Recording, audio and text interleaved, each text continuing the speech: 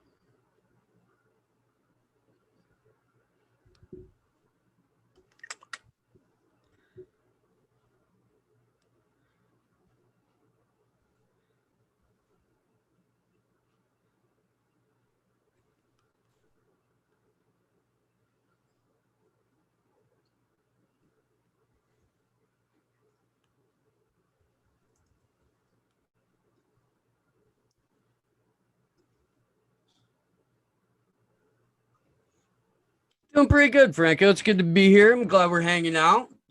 Very glad to see Ant down there, man. Fucking love this dude.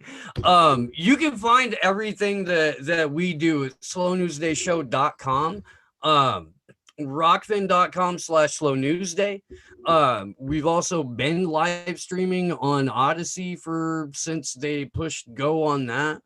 And Aftermath FM and iHeartRadio. Hi. Since they pushed go Mr. on Newlywed. that. I am Steve's co-host over on Slow News Day. I'm Glory Jones. I'm on Twitter, Glory Jones.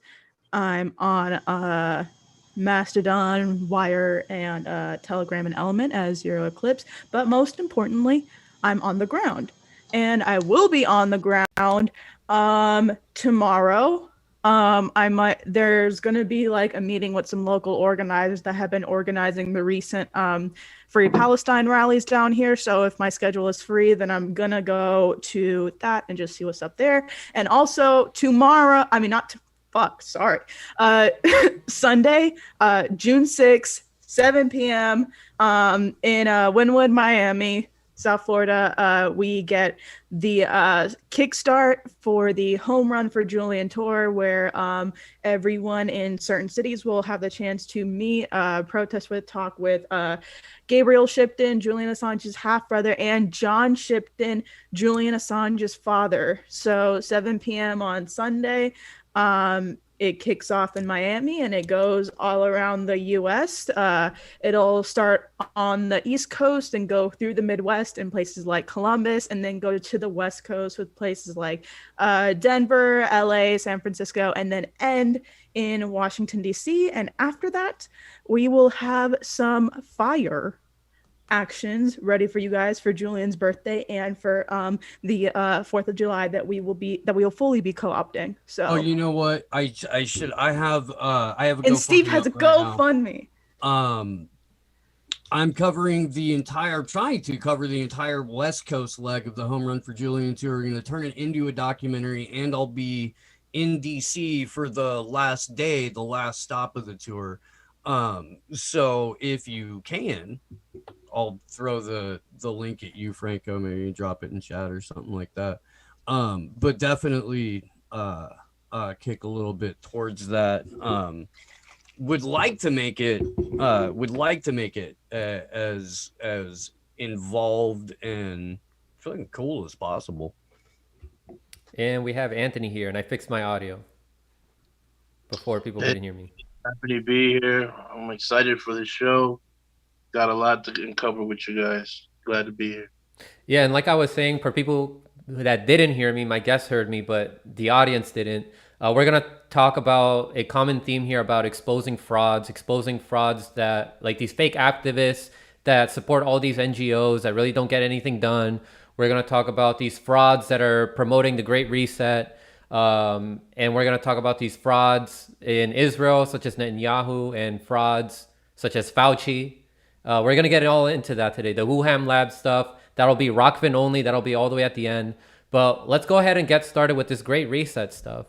And yeah, we're going to call people out on this show today because we want our audience to be as informed as possible. And when our colleagues are doing a bad job at informing people, we're going to have to call that out. It's nothing personal. We just want our audience to be informed. So yeah, the first topic is the Great Reset. And very briefly, just to remind people and for the people that aren't familiar with it, Glory, you want to do the honors and let everybody know what exactly is the Great Reset? Well, I mean, the Great Reset is, nothing new. It's what's already been happening. Whenever people cover what's happening in the current world, they are. I'm sorry, I couldn't. Some people will understand that reference, and some people will understand that reference once we, go on with this. Hey, I skimmed an article about contact tracing twice last year and told you guys about what I thought I saw. Fuck off. I couldn't even keep a straight face. So there's a great article you guys can check out. It's called what is it, Steve? The Great Reset for Dummies. Great Reset for Dummies. Tessa fights robots. I can't. Tessalina. She's really good writer. She's got a pretty involved catalog, and this particular article, The Great Reset for Dummies, is fantastic, man. Like, she really does hit every angle of this, and there's no wiggle room afterwards. There really isn't. Like, either you just are aware of the fact that you are doubling down on establishment narratives and doing the work of narrative management, or you accept what you've read and you want to resist that.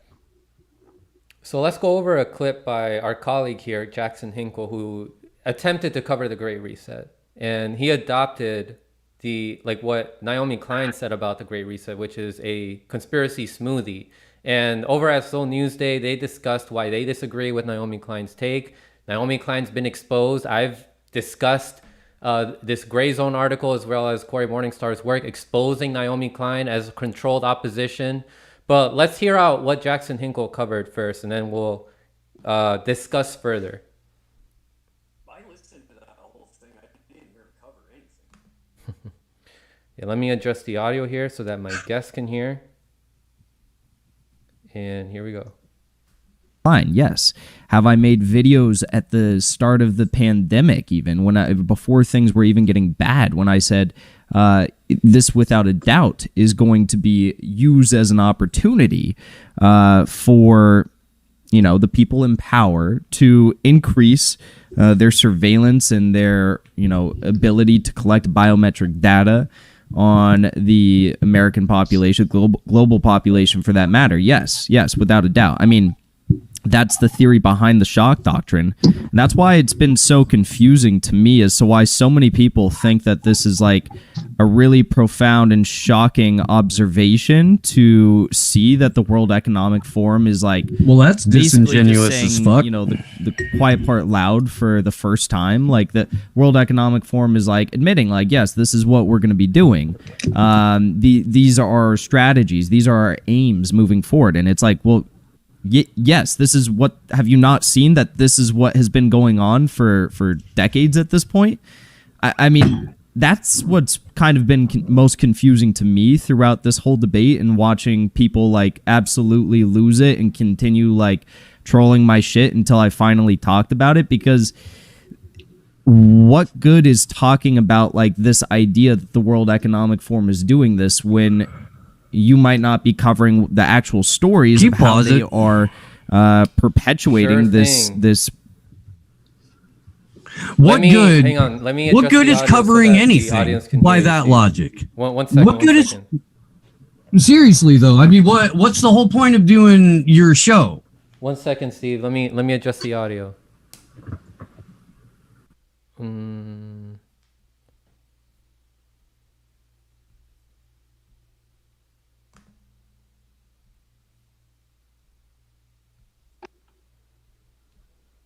All right, go ahead.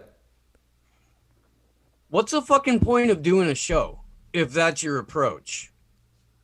What's the point of talking about this when we know it's already here? Okay, then why make 80 fucking videos a week gossiping about AOC? What's the point of doing that?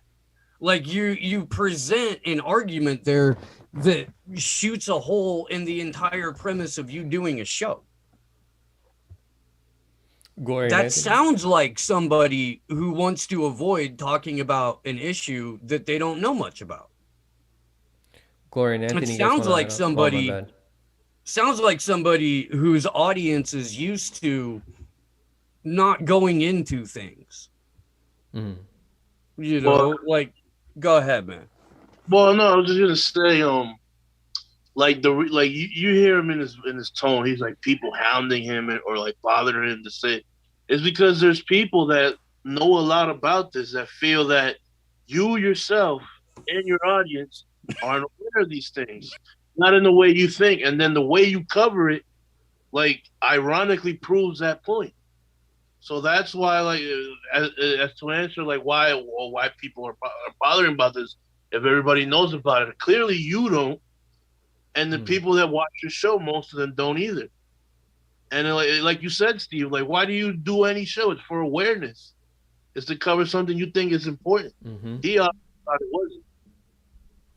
I mean, all the things that are just sliding by and like just getting no coverage at all, being able to go through almost damn near unresisted as a result of this agenda, it warrants more people to bring attention to that. It warrants more people to actually give a shit about what's happening with this agenda, because there are a lot of new developments, such as mineral wars for things such as lithium or nickel, deep sea mining, like Steve said, smart forests, like the use of refugee camps in the global south and absolutely ravaged cities as testing grounds for new surveillance as a part of smart cities. Like, those things are undeniably intricately tied directly with the Great Reset and the Fourth Industrial Revolution. And you can literally see this by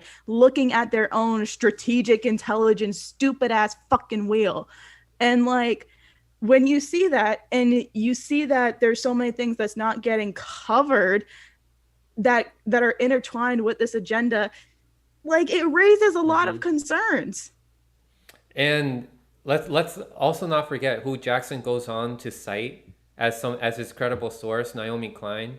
We're gonna go over how her interests and her agendas conflict with the interests of people that are exposing what's happening with the Great Reset and people that are trying to do more mineral mining, right? Because there is a movie that she was trying to censor, and we're gonna go over that, why she was trying to censor that. But first, let's continue with that clip.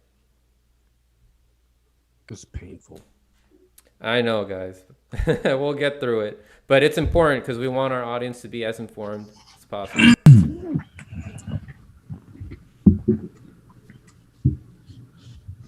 Right?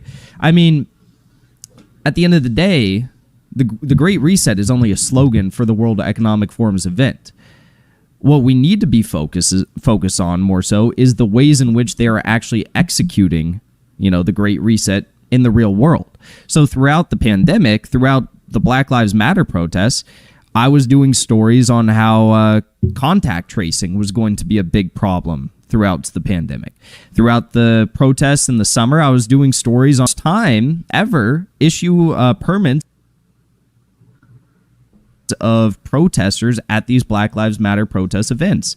So there's been this critique that I've received for not covering the Great Reset. I guess not saying the words, but if you've been following my show for any amount of time, you'd know that I actually cover the real world interpretation of what the Great Reset is in my eyes. So I don't know. The whole thing has been kind of weird. I think Naomi Klein has a really good opinion on all of this, and I do have my critiques of her. I've discussed them in the past, but credit where credit is due. I think she has a pretty solid breakdown, at least one I agree with on this issue. So let's take a look at what she has to say. The Great Reset Conspiracy Smoothie. Writing about the Great Reset is not easy. It has turned into a viral conspiracy theory purporting to expose something no one ever attempted to hide. Again, that's kind of what I'm referring to. It's like, if you are just now waking up to the fact that this is all going on, then that might be a bit of a bigger problem than the fact that, like, you know, this is going on. Like, the fact that you are just now waking up to this. I appreciate the fact that people are waking up to this, but, like, this has been going on for a much longer time than when since when the World Economic Forum announced that the Great Reset was going to be their new slogan for this year's Great Reset. Most of which is not really happening anyway, some of which actually should. It's extra confusing for me to unpick this particular knot because I'll get to the super chat in 1 second. Thank you so much. At the center of it all is a bastardization of a concept I know a little something about, the shock doctrine. Can you pause it real quick? And John Hughes, thank you so much Anthony, for that super chat. Appreciate the support. And hang on, let me adjust the audio.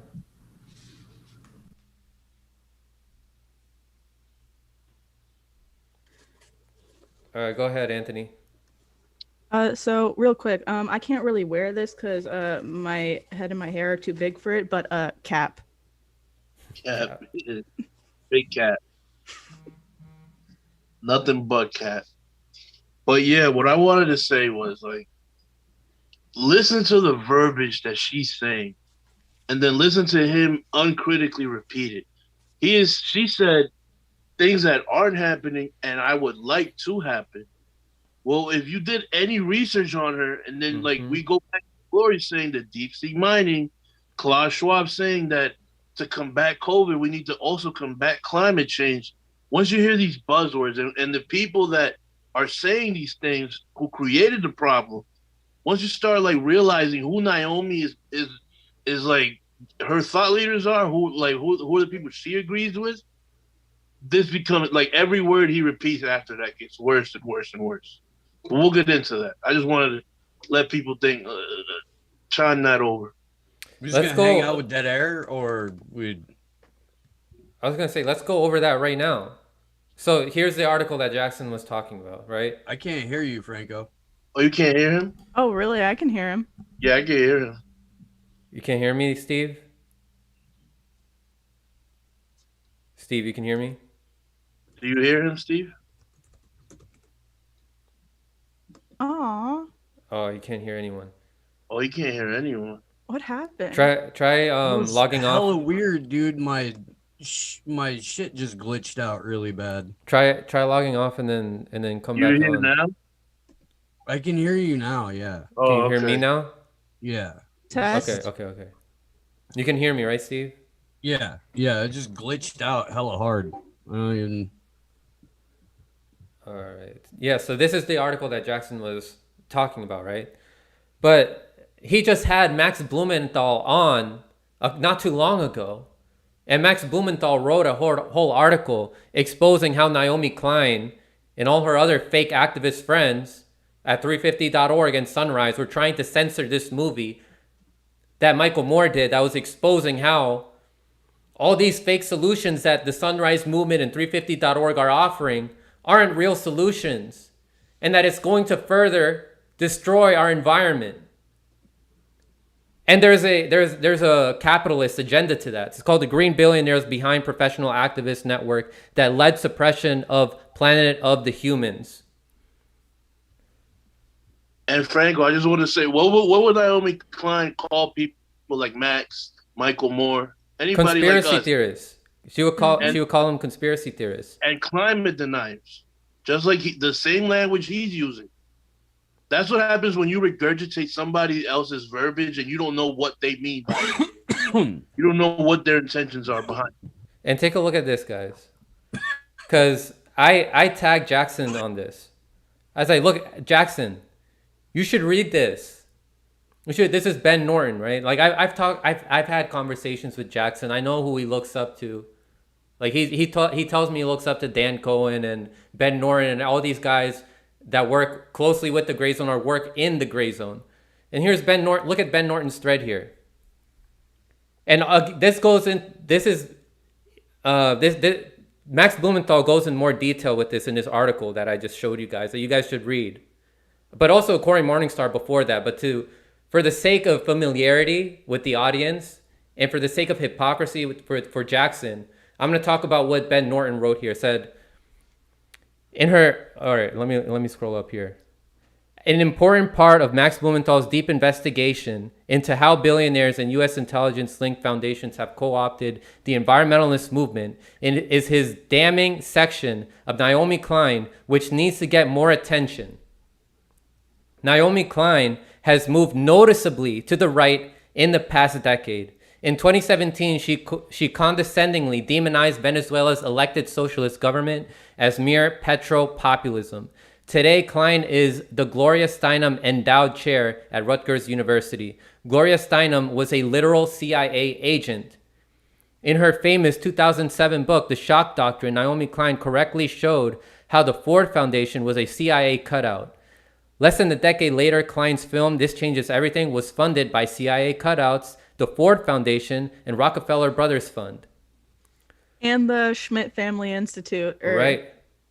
Susan Rockefeller was a co-executive producer of the documentary based on Naomi Klein's book, This Changes Everything. Her husband is the son of oligarch David Rockefeller, a U.S. government-linked Cold Warrior and close CIA ally who backed the Chile coup. Most shocking of all, guess who funded Naomi Klein's position? Rutgers University's Gloria Steinem Chair in Media Culture and Feminist Studies. Convicted sexual predator Harvey Weinstein, CIA cutout, Ford Foundation, and billionaire Sheryl Sandberg. Naomi Klein was also previously a member of the board of directors of 350.org, the textbook example of a co-opted environmentalist group. 350 was incubated by CIA cutout Rockefeller Brothers Fund, which is closely linked to coup architect Henry Kissinger. Someone also correctly documented in their book how CIA cut out the Ford Foundation, helped support the fascist coup regimes in Chile and Indonesia, and trained the regime's extreme neoliberal economists. Who documented this important information? Oh, right, Naomi Klein back in 2007. And that book is still a must read. A lot of historical information is in that book, and that was, I guess, before Naomi Klein was approached by these billionaires. During the Cold War, the CIA capitalist West Germany and Ford Foundation terrorist armies of ex-Nazis to attack and sabotage communist East Germany. And there's more details right there from the book that you guys can read for yourselves. The problem with the nonprofit industrial complex is many of these NGOs and big foundations are outsourced instruments of influence of U.S. government intelligence agencies and billionaires. They might seem like they fund progressive causes, but it's co-option / counterinsurgency, just like AOC's Green New Deal. It's not really going to solve anything. The nonprofit industrial complex is how formerly radical writers who once documented U.S.-backed fascist coups are co-opted and defanged with six-figure sinecures at billionaire-funded outlets to do groundbreaking coverage like How to Jam the Trump Brand. Naomi Klein participated in an event with CIA cutout, the Rockefeller Fund run. I'm sorry. Why the fuck do you think the Naomi Klein interview's in The Intercept in the goddamn first place? And why do you think that she was running cover for The Intercept after Glenn Greenwald left? She was running cover for The Intercept. She's controlled opposition. The Tides Foundation is responsible for a ton of 350.org's funding. Fucking Tom Steyer is responsible for an inordinate amount of 350.org's funding. Everybody's favorite guy, George Soros, put in a ton of money into 350.org. And to be fair, Jackson isn't the only one that gave a watered-down coverage of the Great Reset. Lee Camp also did. He acknowledged that he has his differences with Naomi Klein. But look, you're not looking deep enough, and it's a disservice to your audience. There are ties with these people who fund Naomi Klein and her projects with the World Economic Forum. Literally falling in line with what the acceptable parameters of debate on this topic were. Like, like with that article, Naomi Klein effectively set what is okay to talk about when it comes to the Great Reset and the Fourth Industrial Revolution, and other commentators fell straight in line with that. And you can tell with people like Jackson and Lee. The Fourth Industrial Revolution isn't even mentioned. That's not even brought up. And we were talking about this exact thing like yesterday. It does. There's, if you've read Manufacturing Consent, if that's a familiar book or you've heard talks about it, this is it. This is the left parameter for allowable conversation. There is a right parameter for allowable conversation. It's probably a burning dumpster, but like, you still can't talk truth about what's going on around the Great Reset on the right. Like, it's hard. It is. It's not easy to do that. You've got to make sure that there's enough sensationalism in it to keep that audience. It's fucking weird. But we have our defined border on the left in this Naomi Klein interview, and Glory's 100% right. And that wasn't just Lee Camp and Hinkle. There's other people that just completely fucking went, okay, we don't even have to talk about it anymore because Naomi Klein did and Lee Camp did. We're safe. It reminds me of when Jackson Hinkle didn't want to look further into what's going on with MPP because he's like, oh, I covered it already. I talked to Annalise, as if that's not a biased source. Like, if you actually care about informing people, you have to dig deeper. Franco, calm down. I just came from Franco, calm down. I just got off a call with Nick Branya. Like, please. All right, so it's not like we didn't approach Jackson Hinkle before this and be like, look, hey, you might be wrong here. Why don't you have one of us on so we can further explain why this is all wrong? Look at this. And Anthony had good intentions here. So here's Steve Poikinen. He was like, so we're clear. I don't want to debate you on the Great Reset, Jackson Hinkle. I definitely think your analysis on it was alternately barely surface level / annoying. The point of and misled your audience. I'd be happy to have you on to further educate you or through a third party panel. And then he said, I feel content with my analysis and understanding of the story in part because I have watched the Newsday coverage. Sometimes people just disagree. And then you said, I appreciate you watching the show.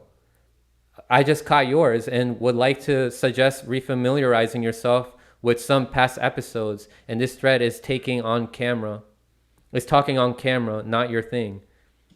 And then Anthony said, read her stuff.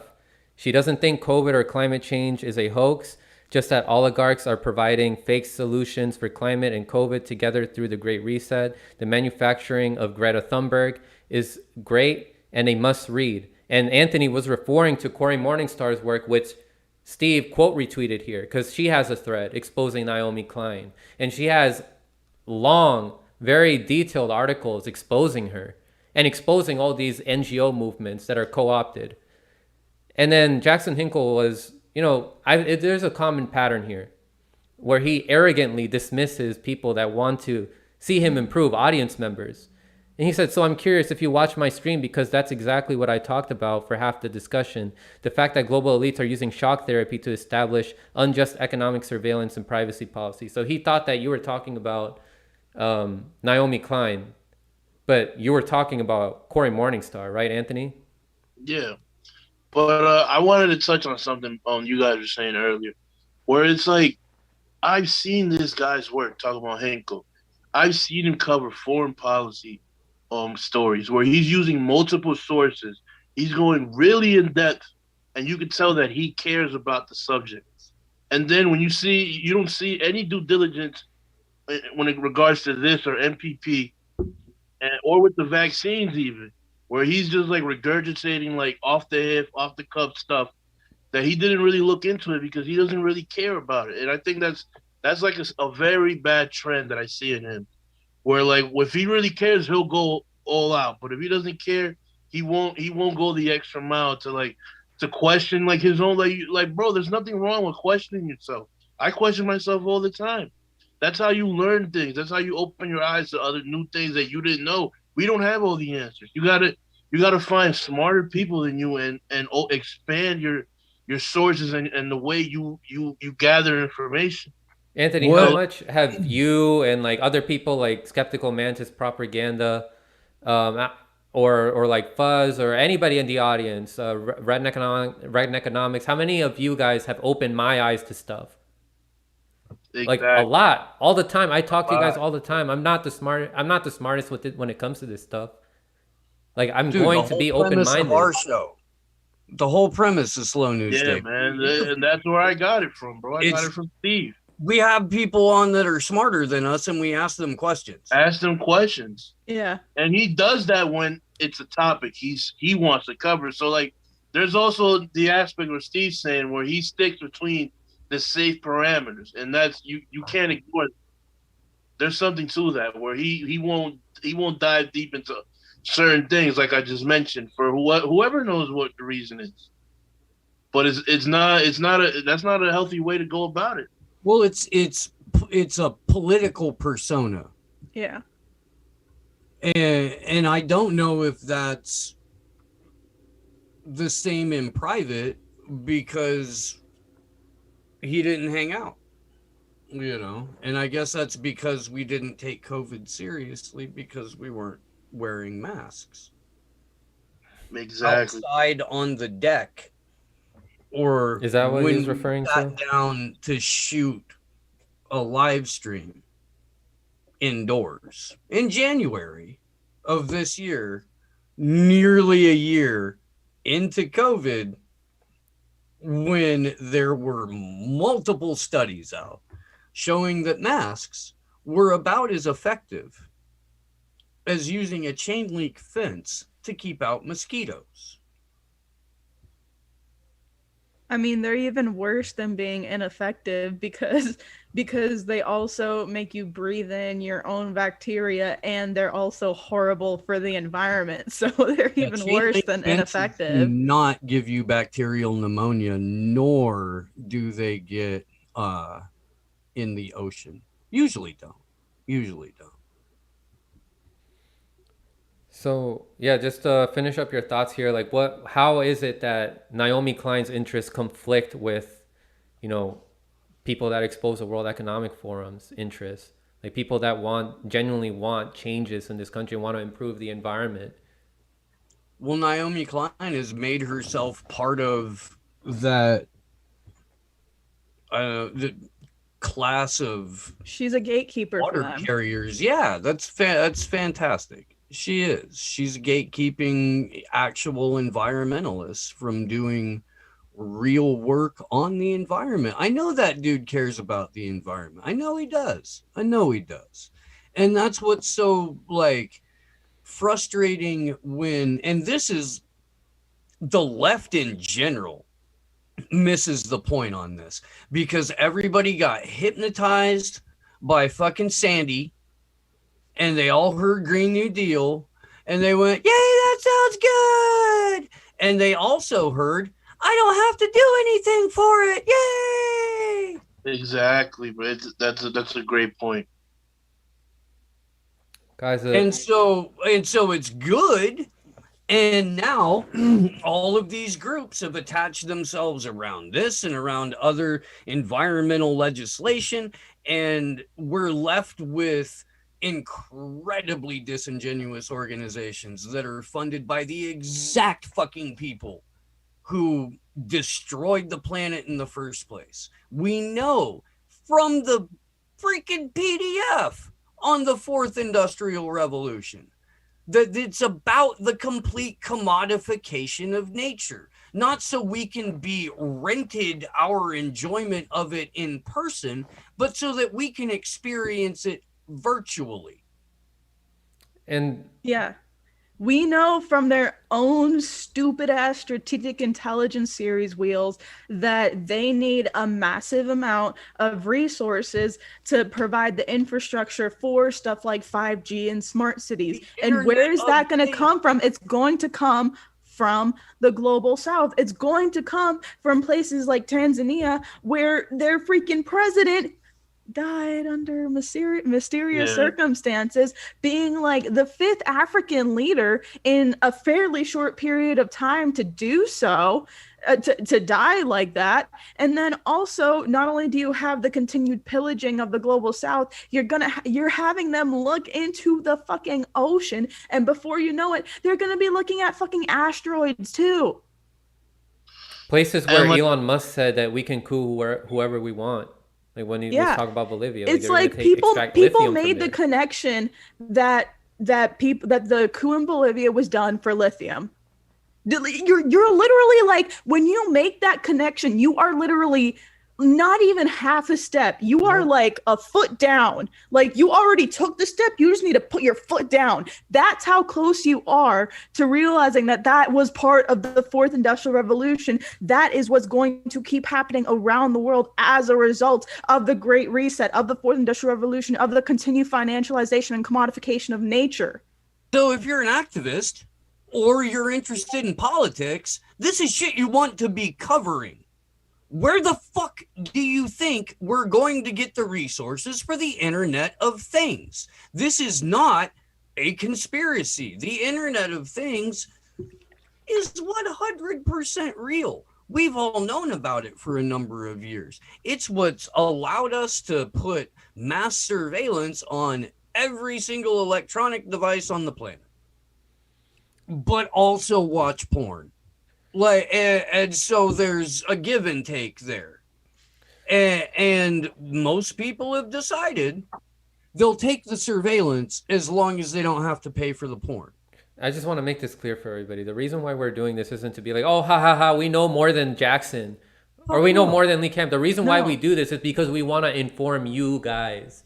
We already tried to contact Jackson and be like, hey, you know, we can have a discussion with you to further educate you about this topic, and he doesn't want to. We've had his audience members reaching out, and he doesn't want to listen. Engaging him on this, on the environmental angle of this specifically. Like, on my show, tried engaging him, and on he that. didn't want to hear it. He got all pissy and mad, and then right after the show, he left immediately. He didn't even say, "Hey, thanks, Franco, for coming on," and that's the whole reason why he's not on speaking terms with me anymore.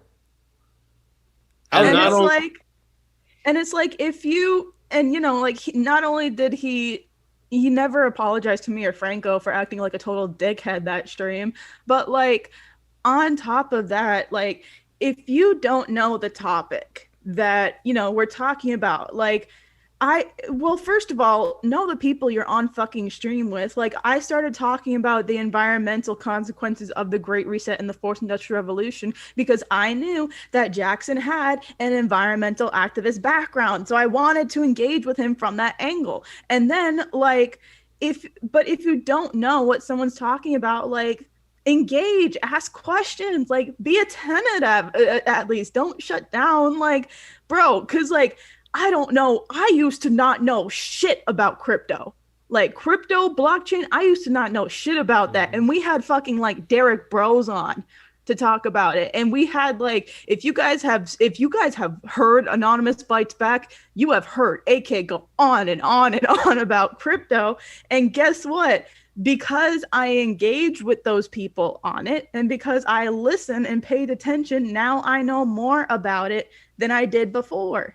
I know more about the Great Reset and the 4th Industrial Revolution by talking more with you guys. But let's take another look at, you know, Jackson's treatment. I just wanted to say one thing, Frank. Just to put like a ball on top of what these guys are saying and what you're saying. Also, we gotta look, like, bro, like, you care about like Lori said, you care about the climate, you care about imperialism. What do you think is gonna happen in Africa? You're going to be 3 months, 6 months, 8 months from now saying the shit we're trying to tell you now about what they're doing in Africa. How the fuck does helping the climate go hand in hand with destroying the ocean and doing these crazy, like, mining missions? Like, bro, like, think about it logically. Like, don't, like, that's why we tell you use more than one source. I already know he's going to be like, I cover that stuff. I just don't call it the Great Reset. 8 or 10 months ago, we had Corey Morningstar on to talk about the digital recolonization of Africa. This is a huge fucking thing. and it spreads throughout the entire global south. It is 100% about resource extraction and the manipulation of complete commodification and surveillance of the entire human organism. And the way that they're going about doing it is nefarious as fuck. If the idea of a subsea cable encircling the entire continent of Africa with minimal consultation with the actual African people. I'm not talking about leaders who are only there to begin with if they bow to the West, or civil society groups where only the popular ones have a say. I'm talking about the African people, activists, and non-co-opted civil society groups. Without the consultation of a large percent of the African population, they are planning to encircle the entire continent with a subsea cable and digitally colonize it, and use ravaged cities and refugee camps as test grounds for the new surveillance that will accompany smart cities. So let me just play this final clip here. Jackson Hinkle dismissing one of our friends, Jordan, from the Yellow Brick Road, because he was genuinely trying to figure out, what was up with Yellow that Brick coverage. Road? Who is that? It's some got a few bozos. It's some fail stream. That's what I heard. Oh, really? Yeah. Who said that? I believe we're about to see when you roll that clip. Oh my goodness. All right, so let me adjust the audio here, and then you guys can hear what happened here. Shout out to the Yellow Brick Road, by the way. Yo, bro. Yeah, shout out, you simp. Room, and we will have a mod. I think Yellow Brick Road. Are you there? We'll have a mod. Can you hear me? Yeah. What's up? How's it going? I'm doing pretty good, man. So what's good? What's good? Thank you for joining our first ever live call-in Q&A. This is your first one, really? Yeah, that's cool. Yeah. I've done Q&As, but just like chat ones before, never a call-in. So this is the first one. Okay. Well, the reason I wanted to talk with you was I watched your video yesterday about the Great Reset. Mm-hmm. Now, I know you feel like a lot of trolls or whatever are going at you. That's not what I'm here for. Noted. But there are some concerning things that I'm hearing. Said he got banned in regards to doing how you covered it. It seemed like a very shallow, dismissive take. Like almost like you're trying to just say I did it for the sake of saying I did it. Does that make sense? I have heard those criticisms, but I would disagree. Well, when you hear something like, you're gonna have to slow this okay, down. I've heard this from Whitney Webb, right? But then later on in the show, you say, oh, well, I don't really endorse what Whitney Webb says. And then you bring up Naomi Klein, and you say, I basically agree with what she's saying. And then you bring up Steve from Slow News Day, and you're like, I basically agree with what he's saying. Now that's too many logical loopholes for that to make any sense at all. My question would be, where does Steve disagree with me? Where do you disagree with me? Where does Whitney disagree with me? My disagreements, I think, with a lot of people who might believe that the Great Reset is also a part of an effort to manufacture consent of the masses, to institute like oppressive policies by virtue of creating fake crises. I would disagree with people who believe that that's what's happening, but you also cannot deny that the Great Reset is a real thing, which is what I was trying to get at. And I think that's why I stand in agreement with Naomi Klein in her comments on the matter. But I mean, Steve, for example, I don't know exactly his thoughts on COVID, but I can tell you for certain he didn't take it as seriously as God. So I would say that's probably a disagreement that we have surrounding part of the Great Reset. But I don't know if you have other disagreements or if you have further insight on that. Well, the point I was bringing up was that I don't really understand your point, but I don't understand what you actually believe in based on, first of all, that little thing I just said about Webb, Slow News Day, and Naomi Klein. Those are three, like, you're too many contradictions there. So I don't actually know what you believe. And the things you brought up to us was two advertisements from them, from the World Economic Forum, which is like dazzled with their sprinkle of magic of what they want people to say, as opposed to, hey, let's play a speech by Bob Schwab. You also realized that the entire time I was shitting on those two ads. Like, I was making fun of the ads the entire time. And also, I mean, like, I went through the entire Intercept article, which laid out Naomi's points, and I told you guys everything I agree with. So if you're still uncertain of my stance on it, then maybe you should just go back and watch the video, because I did read through an entire article which laid out her views on the matter, which are in line with my views on the matter.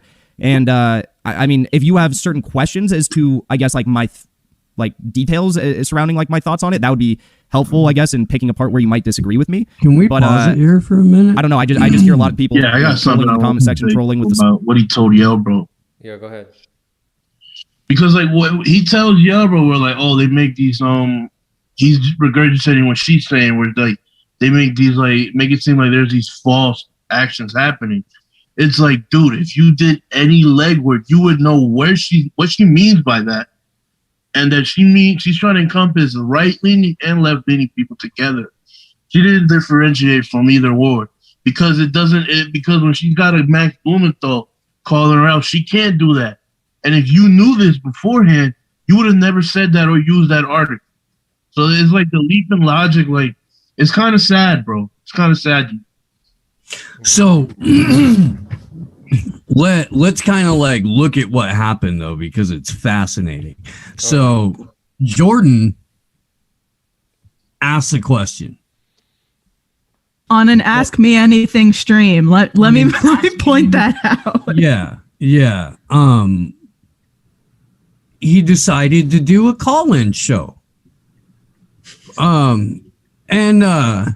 By the way, if you're watching right now, we're in week 5 or 6 of Get Your Shit Together, our call-in show, and that will start at 8 p.m. On the West Coast, 11 p.m. on the East Coast. Please call in. We'd love to talk to you. So Jordan asked a question, and that dude goes, will you tell me where the disagreement is with what I Naomi Klein think about this? So you tell me. And so if you were to call in to our show and say, hey, I need some information about how to change a tire, let's say, for example, weird, I know, but let's just, for the sake of example, how to change a tire. And I said, well, why don't you tell me how to change a tire? That person would hang up on me. And a lot of people would go, what the fuck? That makes backward sense. Why would you do that? If somebody's asking you a direct question, what's the purpose of turning it back like that? And I would like to answer that question. Jordan, because politicians do this shit all the time. And it's when they don't know what the fuck they're talking about. So they're going to get your direct talking points from you. And then they get to respond to that. And that's all that answer is going to encapsulate, is a response to your specific talking point about this thing. And then you can move on. So if Jordan were to have sat there and explained exactly where Whitney's coming from on this, or exactly where we're coming from on this, then he could respond to just that talking point without having to address anything else, let alone what he personally thinks. It's a pretty sleazy move. But yeah, I just want to show the audience what happens, like how this all ends. And it's about to end. Subscribers without a lot of substantive critiques. And, there's people also who I know who watch Slow News Day who've been reaching out to me and kind of echoing the same exact concerns regarding the things that Steve has been bringing up on Twitter. It's like, it's a lot of broad, vague comments and stuff like that without any real substantive, like, disagreement. So maybe you could break those down a little bit. What I'd rather hear is, you said you've listened to Whitney Webb's work, but you said you didn't, you don't endorse it. Now, can you tell me some of her ideas that are a little off-putting for you? I didn't say I didn't disagree with it either. I didn't take a stance on Whitney Webb's work. And that's what I was kind of talking about, right? Towards like, I don't understand like where you're coming from. So my opinions on the Great Reset are in line with what Naomi Klein had to say. So if you, I think we're talking ourselves in circles right now, kind of regarding all of this. So again, if you have specific questions surrounding my opinions on the Great Reset, I'll give you one last chance to ask them. But if you don't, I would suggest going back to the video that I did yesterday where I talked about it for like 45 or 50 minutes and watching that. So this is your last opportunity. Okay. You know what? I will go back. I watched it again today. I watched your video again today. I'll go back and watch it again. But for now, what was that? You're still confused by it? Yes. That's really because maybe watch it in half speed. Slow it down a little bit. Thank you for calling in. I appreciate it. Hold on, bro. I'm being really nice with you right now. I'm being really nice with you, bro. We're gonna move on to the next caller, really nice. And I will talk to you later. Wow, guys, what the heck was that?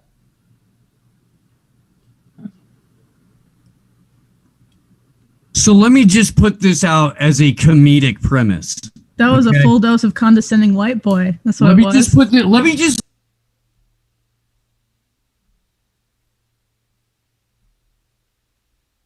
There was a room where there was a black guy, let's call him Jordan, a Puerto Rican, a half Jamaican, and a Peruvian, and then like not an accurate representation of white people. And you had Oh my God. rushing forward to say, hey, there's something that maybe you guys haven't considered, and that is that the rich straight white kid maybe hasn't had the opportunities that you have, or just maybe going through some shit, doesn't have access to the same material that you do, maybe just honestly really just hasn't got enough chances. And the people putting forth that argument were Mexican and black. Like, wouldn't that be a fucking hilarious comedic premise? Just as a comedic premise. Not really, honestly. That'd be fucking funny as fuck, dude. You got to be kidding me. That's hilarious.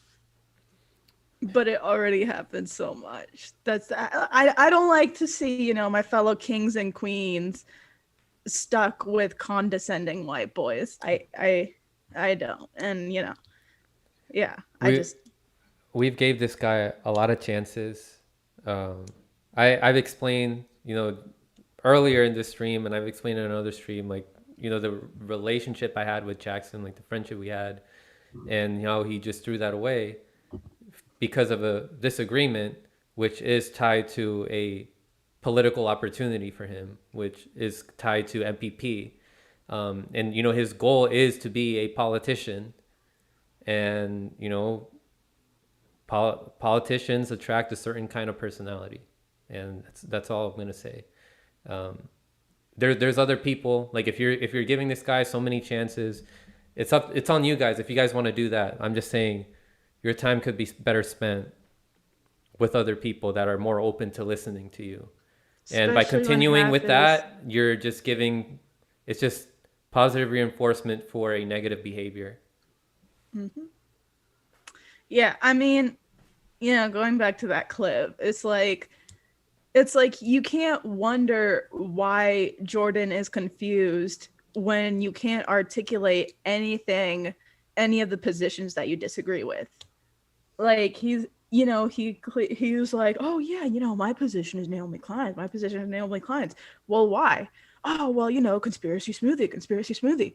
Well, why don't you agree with, better takes from people like Whitney Webb and Corey Morningstar? Oh, I just don't agree. I don't get why you're so confused about my positions. Yeah. Yeah, just closing remarks here from you guys before we move on to the next topic. What are your thoughts? Don't, for the love of God, don't be afraid to touch the Great Reset. Don't be afraid to touch the Fourth Industrial Revolution, because what's going to happen as a result, there's so many things that's going to happen that are going to happen as a result to this, that the World Economic Forum is directly funding and pushing out through all kinds of multinational corporations and governments and politician leaders and activists too, and young people especially. And that's something that frustrates me personally, being in that target generation, is seeing how the moment that there's there's any energy within us or within a movement that's led by us, that it immediately gets co-opted, that not enough people see that in time, that not enough people make moves to stop it in time, because at the end of the day, like so many good causes are being used to push a much more sinister agenda. That's why we have to expose gatekeepers like Naomi Klein, and why we have to expose co-opted organizations like Sunrise, which big up Robbie Yeager because he's done a great job on that. Because at the end of the day, the Great Reset, the World Economic Forum, Salesforce, fucking the Fourth Industrial Revolution, all of them, they're going to spearhead an agenda which will commodify nature completely, destroy the planet, ration it back to us under the guise of stakeholder capitalism, surveil us all, brainwash all, make all of us their little slaves, thinking that we have some sort of autonomy within the system when we clearly don't.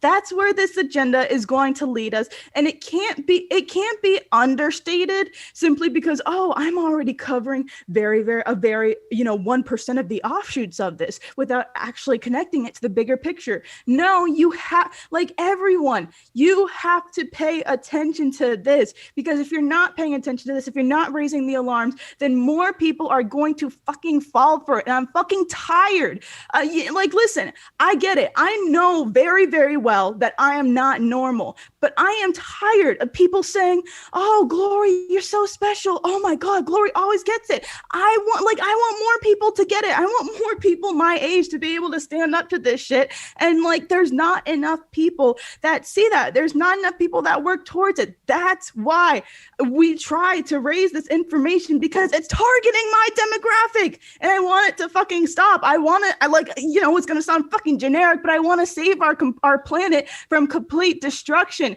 and commodification. I want to do the same thing with our culture, because that's being completely commodified and destroyed and used to spearhead this agenda, as well, as we saw with what the UN was saying about the New Deal in Africa, with what we saw with Klaus Schwab looking towards youth movements and people like Greta Thunberg, with what we saw with people with Salesforce saying that, Mark Benioff saying that he's an activist CEO, with people coming out saying, "Oh, look at the Black Lives Matter movement. That's going to be such a great catalyst for this agenda." Really? People fucking protesting for Black people getting shot by cops is now going to be a part of a sinister agenda to mine the fuck out of the planet?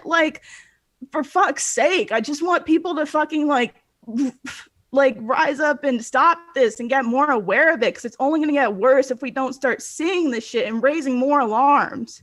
Amen, Glory. Amen. I just want to add, aside from what Glory's saying, we need more people to talk about this. We need people bigger than him to talk about this. But you got to start somewhere. You got to start with the guy next to you, the guy to your right, to your left, and realize that this is a global phenomenon. Every superpower is on board for this. They all suck Klaus Schwab's dick. They all kiss his ass. They're all putting their own versions of how they want to do it. So it's and at this point, there's no differentiating, good guy, bad guy. Everybody in this every superpower in this is trying to do this, and the more people we get on board that are able to talk about these things and cover what's going on a day-to-day basis, the better for all of us. The fourth industrial revolution will be a fusion of our physical, our digital, and our biological identities. Spot on. That really does sound that much like a Nazi too, guys. Klaus Schwab. that on its own is enough to want to resist. And the avenues by which that's going to be achieved, the amount of blood that is going to be shed for the resource acquisition to fuse our physical, digital, and biological identities, the loss of our connection with nature, of our connection with each other. What do you think the entire last year of lockdown was? Why do you think children are 10 times more likely to commit suicide than they are to contract COVID? this separation of ourselves from the living, from everything that is life, is worth resisting. And we're not doing it for political gain. We're not doing it for financial gain. We're not doing it for any measure of success. We're doing it because it's the right fucking thing to do. 100%. Let me get through these super rays before we move on to the next topic here. We have Shadowban Refugee. Thank you, man. Said, hey. Franco spitting so much fire, he burned out his microphone. Shadowbound Refugee said, back in like January or February, I told Jackson he was manufacturing consent for the Patriot Act 2.0 and silencing of dissent by calling January 6th a coup and insurrection. Told him if it was a coup, it would have succeeded 100. 100 good men could take and hold the Capitol that day. He scoffed and said, so just because it didn't succeed, it wasn't a coup, then lied about calling it a coup for months. Cuck. Anthony Scannell, thank you, man, said a sheer lack of research he did on the topic he tried to cover was embarrassing. I felt like an expert just from watching Slow Newsday and your shows. Thanks, Anthony. Mio Pais, thank you very much for the Super Ray. And we have Hunter Carranza, thank you very much. And she put 3 heart emojis. Hunter. Thank you very much, Hunter. Summer of 1970 said, fuck CuckTube. Hell yeah. Hell yeah, fuck CuckTube. Go over to the Rockfin. It's a much better platform. Also head over to Odyssey. It's much better over there. But yeah, guys, I really appreciate you guys and your contribution. I really appreciate you guys supporting the show and supporting other independent shows like Slow Newsday, The Combo Couch, everybody else that's on the MCSC network, and our colleagues, as well as all these journalists like Whitney Webb, Corey Morningstar, who are doing amazing work, Ryan Christian, Derek Bros, all of them. So I want to touch on this topic here. Here's Ryan Grimm. Here's Ryan Grimm. He said, on Rising this morning, I told the previously unreported story of how Bernie's staff nearly torpedoed his campaign this week before the Iowa caucus. Not true. Unreported. Unreported story. I had no idea that Bernie's campaign was like that. Man, if only someone had reported on it. I feel like, Franco, that sounds like a familiar story. I feel like it's something that I may have seen in real time as it was happening from people who were on the ground in Iowa named Fiorella Isabel and Pasta Jardula. Indeed, Steve. And here we had someone like that. Here we have Fiorella saying, I was getting dogpiled by people like Ryan Grimm and other establishment burners for pointing this out 2 years ago. So no, not new at all. Here is an entire thread on it. She's pointing to all these tweets and threads that she had over a year ago where she was sounding the alarm about this. Here's another receipt on the letter written by California grassroots and shown to Turner, Bernie, Jane, and the entire campaign that never got addressed. Here is the video I did in reference to more of this. Here's my appearance to talk about this on Jimmy Dore. Fiorella even went on Jimmy Dore's show to talk about this. While people like Ryan Grimm were pushing Elizabeth Warren, I stood firmly against her. Here is Ryan Grimm carrying water for Elizabeth Warren. Here he is again. Here's another Intercept article. We were just talking about The Intercept. You know, people love to shit on The Intercept, but for some reason, when it came to Naomi Klein, when the Great Reset, she's a trusted source. Here's how I blew the whistle on Iowa and got shit for it. People only love to shit on The Intercept for the last couple of months. Yeah. I mean, when we were shitting on The Intercept. Before Glenn Greenwald left. We got dogpiled. Here's how I blew the whistle on Iowa and got shit for it. I'm sorry, I got a bitch for a second. They're a fucking honey trap. They're where whistleblowers go to prison.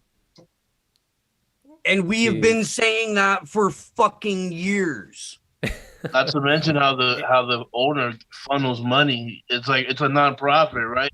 Pierre So they need to Omidyar. Yeah. Isn't it They need to cut annoying? the books and keep that. Isn't it annoying Pierre being so fucking Omidyar. so right years in advance or months in advance and then getting shit for it, and then when everybody sees the shit that you were talking about years before, you don't get any credit for it. Well, it's acceptable It becomes the cool now. thing to shit on the Intercept. And then, people like Steve here who've been shitting on it long before, 2021. Whitney, even before that, Whitney was on it. Mm-hmm. Yeah. Yeah. And then Yeah, Glenn Greenwald got mad at Whitney, didn't he? Yeah. No. Yeah. He went after Whitney hard. Yeah. He's known to do that. Yeah. And I mean, like, bro, same thing with like what's happening with Ryan Grimm, bitch ass. Like, all of a sudden, it's popular to say, maybe the campaign that hired Matt Duss and Faye Shakir, Chuck Rocha, Rocha, didn't have the interests of all its volunteers. Oh, no. Shut up, Fiorella, you fucking right-winger. Look at all this. Maybe. Wait. Maybe. Look at all. Guys, look at everything. I think that the DNC may have helped to cheat Bernie in Iowa. No, shut the fuck up, Franco. You're a right-wing conspiracy theorist. Come on. just look at everything Fiorella was covering here. Like, look at this long-ass thread of shit that she was covering back in 2020. Sounding the alarm, calling out Chuck Rocha, calling out Faiz Shakir, and then The Intercept. I mean, not The Intercept, The Rising, The Hill's The Rising, which is where Ryan Grimm also works, were bringing on Chuck Rocha all the time as if nothing was happening. And then he was like the guy that they were talking about getting advice, like giving advice about what the Bernie campaign should do. And he was like, oh man, like what's going on with the Bernie campaign, Chuck? And then he would give his advice over at The Rising. And then here's Fiorella calling out, our good friend Jordan Sheraton said, also, lol, guess your sources were wrong, buddy. Time tells a lot of things. And here's Skeptical Mantis. He said, yeah, he is ignoring those interviews with Bernie's grassroots organizers, which Fiorella covered. And then Status Quo said, with all due respect, I've been going around the country for 5 years and have better sources than Convo Couch and Nick Brana. A lot of the stuff that comes out from the other outlets isn't accurate. Y'all, Fiorella busted her fucking ass for Bernie. Dude, like Bernie ain't deserve shit from Fiorella. And like I was there in LA when she was doing that shit. Like she bust her fucking ass. Like you wonder how Convo knows so many people. It's because they built those connections from being on the ground and busting their fucking ass. Mm-hmm. Because they're fucking G's, they evolved past that. She had like cracking me up. Stevie's in the chat just roasting motherfuckers. Yeah, oh, really? Stevie got no chill. And she's going to be on Slow News Day Sunday evening at 6 p.m. Eastern Standard Time, 3 p.m. Pacific Time. We'll be doing a huge dive into the World Economic Forum's Jobs Reset Summit that they held on the day that there was supposed to be coverage of the Great Reset on that dude's show. Without mention, I believe. Without mention, bro. But yeah, there you guys have it. Ryan Grimm trying to take credit. He's a joke. I think he has a fetish for humiliation. And I won't be surprised if 6 months from now, he's going to be like, oh my gosh, new reports are coming in that the squad and these progressives got nothing in return for voting for Nancy Pelosi. Bro, if you took the cartoon sheepdog, put it in a fucking cheap suit, and handed it a pen, you would have Ryan Grimm. All right. Yeah, so enough of that. Let's talk about other issues that are happening. It looks like somebody policy fucking shoved a fucking mop head on a bishop. All right, let me pull this up because we do got to talk about Israel and Palestine, what's going on there. Here is an article that's on The Last American Vagabond, written by Robert Inlakesh. Says Israel bombs Syria, attacks Al-Aqsa Mosque, and announces new settlement expansion. And I want to read this part right here. This Tuesday alone, Israel's army announced it had struck a military outpost in Syria's Golan Heights area, which came without provocation, approved 350 additional settler units to expand the illegal Beit El settlement, and its occupation forces again attacked Palestinians in Jerusalem. Israel is also aiming to ethnically cleanse areas in heavily Palestinian populated cities inside Israel, using rich Israeli companies to sell the homes of Palestinians to rich Jewish investors. In Jaffa, Israel's absentee property law of 1950, the same law being used to seize Palestinian homes in East Jerusalem, and you can see video footage of people being kicked out of their homes so that a Jewish person in Israel can be put in there.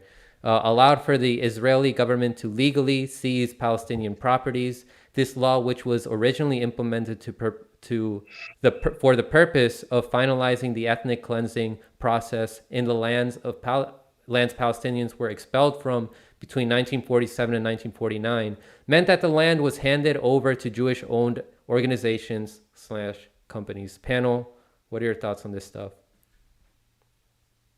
Ceasefire.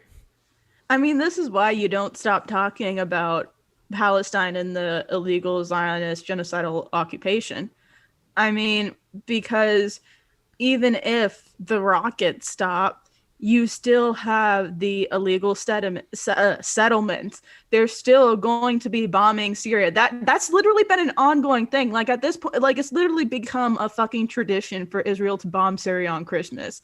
That's how like draconian their aggression towards Syria is at this point. And I mean, you also have the fact that Gaza is still an open air prison. I mean, like conditions for the Palestinian people are still so draconian, despite the fact that, you know, there's a ceasefire declared, and that, you know, that's why like you can't stop talking about it. And I mean, like I know it's hard to keep up with this and, you know, keep up with everything else, but like, you know, just to keep it in mind really, and like don't stop fighting for Palestinians. Like don't let all the crying from the Zionist declaw the resistance. Don't let any of that happen, because even though there was so much destruction that happened as a result of the recent Israeli attacks that happened a couple weeks ago, the Zionists are very much losing the information war right now. You know, it can't do much for the people in Gaza that lost their families, but the Zionists are losing control of the narrative. So I think more than ever, we should take that as a sign to keep pushing on them. So that way, you know, when the Palestinians have the truth on their side, that they can also keep pushing harder without fear of being like, you know, shamed or some shit by some soft ass NGOs. Like, you know, keep pushing on that narrative front. Keep fucking like, because you know the Zionists, they're realizing that they're losing the narrative here, and it's still so glorious to see. Like very glorious to see. It's very glorious to see, Glory. Sorry, I just had to do that. You did. I think everyone saw what he did there. It was big up to Robert. Robert's awesome. Been just critical over the years. I mean, this is why it's important to highlight these guys. This is why it's important to talk to Beely. It's why it's important to talk to Eva. It's why you need to cultivate relationships with the journalists who are on the ground, so that you don't have to wait until it's a little bit more safe or a little bit less risky to talk about what's going on in Syria, to where you don't have to rely on the work of on the ground journalists to lift most of what then becomes your work, unless Moon of Alabama already has it. I don't know, man. I agree with Glory. far more often than I'd even like to. But I'm happy with you, dude. I love you. I love you. Okay, Dad. You're my kid. I love you. Okay, Dad. Love you. We'll go for ice cream after the call-in show. Israel's losing the plot. They did just get a new prime minister, and just like we fucking said, Netanyahu's gone. Let the healing begin. Yay! More bombing. More bomb. More bombing. Meet the new boss, same as the old boss. Anthony, what are your Worse thoughts? than the old boss. Worse. Jeez. Like it's crazy, man. It's just like it's crazy how like no matter what happens, whether the Palestinians take it or not, there's a land grab. These guys can bomb whoever they want, and like they get away with it. And it's unfortunate, but like Glory said, like you got like we can't stop fighting. We can't stop like putting the pressure on that they're losing this information war, and hopefully but at the same time, like heart goes out to all the people that get killed and pillaged and removed from their houses. It's tough, man. It's like sometimes like you like is this really reality? Like how is this like still going on in 2021? Yeah, and I mean like it's like it's different from, you know, I mean obviously I can't say because I've never been evicted, but I mean it's different when you're evicted for ethnic cleansing purposes. Yeah. I mean, like one story I wanted to share that I was thinking of recently was like, you know, I grew up in Broward County, so like everybody I knew was a fucking like Zionist or Gusano or, you know, like Orthodox Jews. So I mean, like I was surrounded by a lot of those people, and but I know two Palestinian families. One of them I actually got to catch up with a couple weeks ago when we were at the protests in Miami, and another one of them actually, I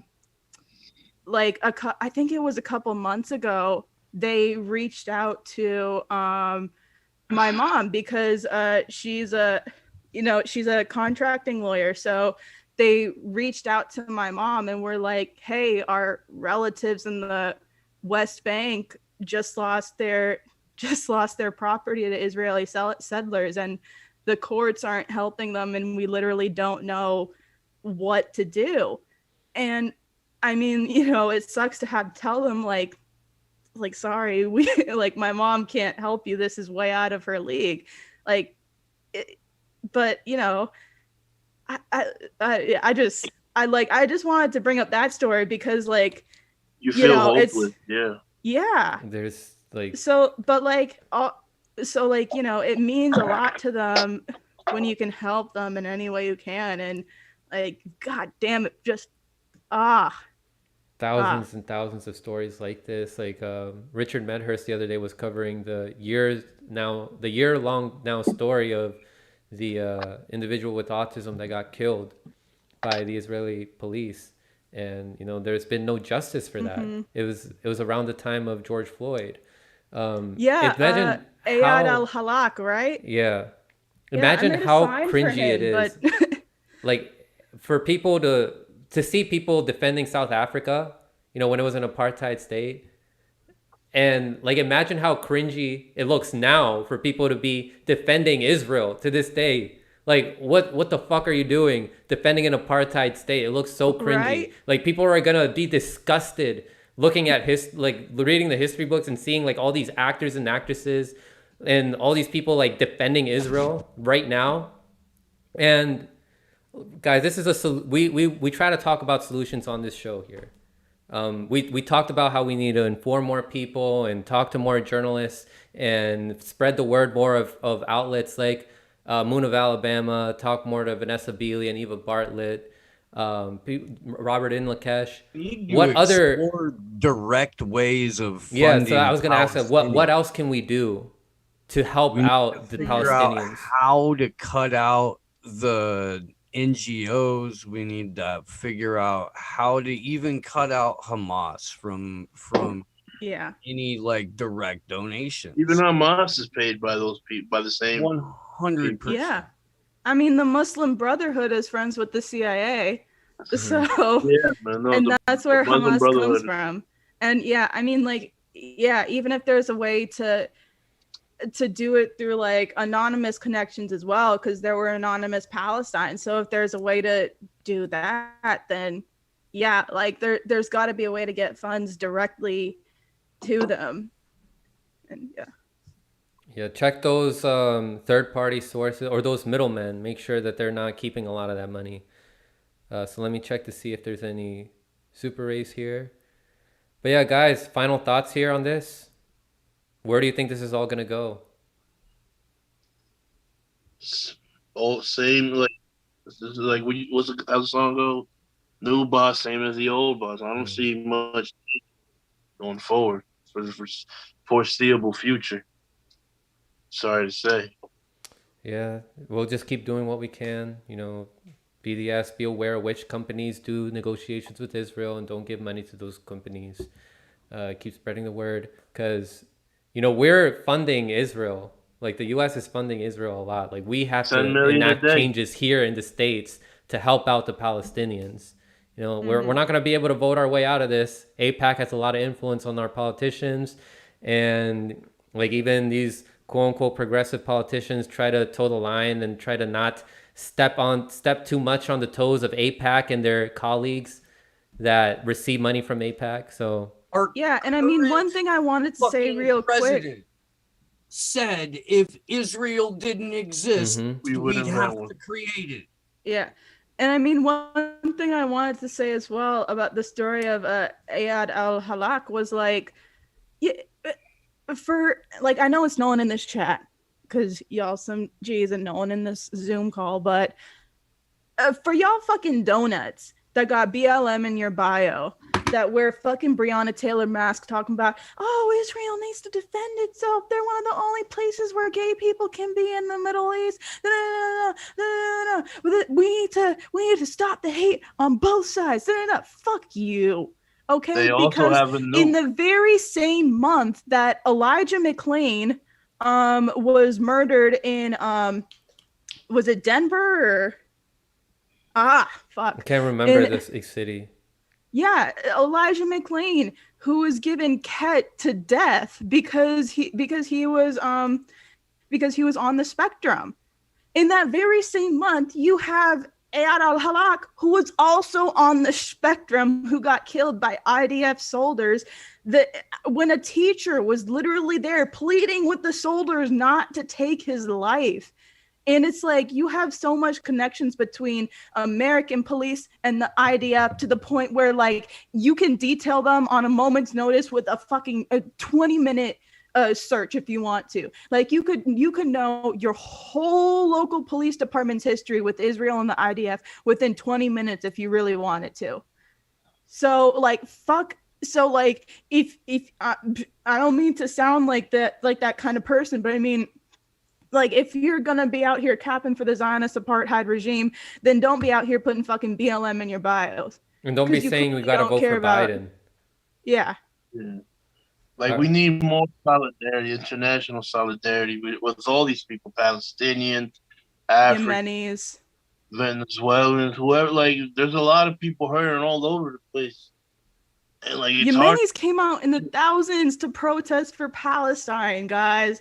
Like, that's fucking beautiful. They're facing the worst humanitarian crisis, like, of all time, or one of the worst humanitarian crises of all time. And they showed out in the fucking thousands to protest for Palestine.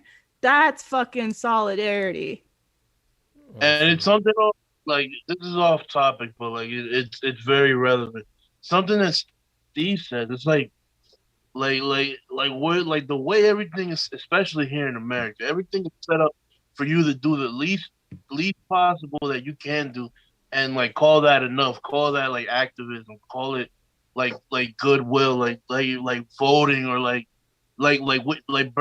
Glory said, putting like BLM in your bio. Like there's so much more we can do that like doesn't require much, just a little bit of effort. And we need to start like I don't know, something like educating people, like, yo, like you're being misled. There's so much more that we can do. Like working together.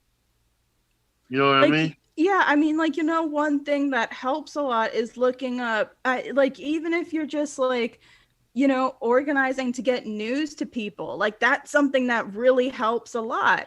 Like what some servers in anonymous circles do, or like what you guys in the chat do, where you're constantly like, giving us and helping spread information. Like shit like that really helps in kind of this ongoing like information war, because hey, guess what? There's a propaganda arm to every conflict, to every genocide, to every act of aggression in Western imperialism and Zionist aggression. There's an accompanying propaganda arm with that. And, spreading information can help with that. Like that's something very simple that you can help with. That's what made Operation Op Israel so effective. Was they were able to spread so much information from on the ground sources and spread that like wildfire. So like I don't know, I guess that's like the simplest thing I can think of to do to help. Hell yeah, guys. Yeah, very well said. Those are great things that we can do. So guys, we're gonna move on to the next topic here. We're gonna talk about the Wuhan lab theory and why that's becoming mainstream. We're gonna finish that topic up over at Rockfin. So if you guys are watching right now on YouTube, we're going to continue over on Rockfin. Hop on over there, please. Oh, God, get off of YouTube. Hell yeah, what are you still doing here? Yeah, get on Rockfin right now. If you have some sort of like animosity towards Rockfin, there's Odyssey. You don't have to be on YouTube. There are options. And look, dude, if you're already on the platforms where we are, we don't have to lose you when we get kicked off of YouTube. Yeah. Hell yeah. All right, guys, I'm about to end the stream here. And yeah, goodbye, YouTube. Yeah, fuck you, FedTube. But love you guys. Don't, yeah, love you, everybody in the chat. But yeah, F YouTube.